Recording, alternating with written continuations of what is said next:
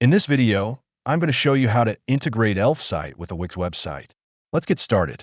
To add an Elfsight widget to your Wix site, first go to your Elfsight dashboard and make sure your widget is already created and published. Once it's ready, copy the installation code provided by Elfsight. Next, open your Wix website editor. Inside the editor, go to the page where you want to display the widget. Click the Add button to add a new element. From the options, go to the Embed Code section. Then select Embed HTML from the Popular Embeds tab. This will allow you to insert external code into your Wix page. After that, click Enter Code. A box will appear where you can paste your Elfsight installation code. Click on it and paste the code in the side menu. Once pasted, click Update to apply it.